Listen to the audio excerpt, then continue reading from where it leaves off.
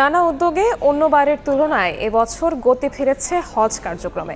এখন পর্যন্ত সুষ্ঠু ব্যবস্থাপনায় হজের কাফেলায় সৌদি আরব পৌঁছেছেন 34,014 জন।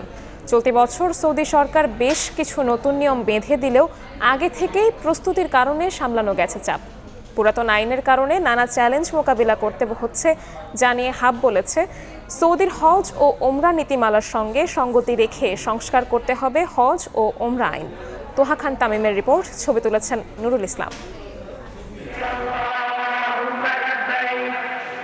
দেশের উত্তরের প্রত্যন্ত অঞ্চল থেকে এসেছেন বয়োজ্যেষ্ঠ এ হজযাত্রীরা। এহরাম বাঁধার নির্দিষ্ট স্থান না হলেও মনের আকুতি আর পূর্ব প্রস্তুতি হিসাবে সেলাইবিহীন দুটি কাপড় জড়িয়ে শুভ্রতার মিছিলে নিজেকে সামিল করার চেষ্টা। এক জীবনের লালিত স্বপ্ন বাস্তবায়ন হতে যাচ্ছে, তাই সৃষ্টিকর্তার ঘরকে লাব্বাইক আল্লাহুম্মা লাব্বাইক ধ্বনিতে মুখরিত করার অপেক্ষা। হজযাত্রার 2 থেকে 3 দিন আগেই আশকোনা হজ ক্যাম্পে চলে আসেন হজযাত্রীরা। রোমিং সুবিধা বৃদ্ধি, নতুন অ্যাপসের উদ্বোধন, পরিচ্ছন্ন পরিবেশে ক্যাম্পে অবস্থান, কার্যক্রমের সহজীকরণে আগের থেকে হজ কার্যক্রমে গতি এসেছে বলে জানান যাত্রীরা।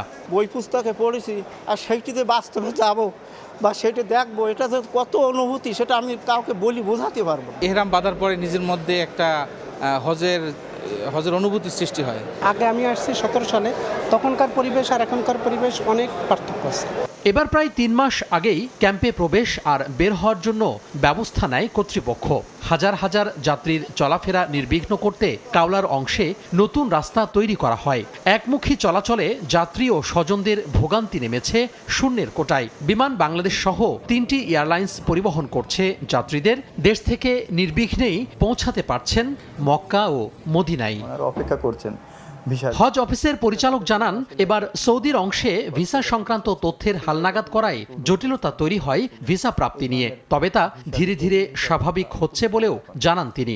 2-1টা এজেন্সির 2-1টা ভিসা রয়েছে এবং সেগুলোকে আমরা চেষ্টা করছি যে ভিসা হওয়া মাত্রই যেন তাদেরকে নিকটবর্তী যে কোনো ফ্লাইটেই তাদেরকে প্রেরণ করে দেওয়া যায়। হাব বলছে, সৌদি সরকারের সঙ্গে সামঞ্জস্য রেখে সংস্কার করতে হবে হজ ও ওমরা আইনের।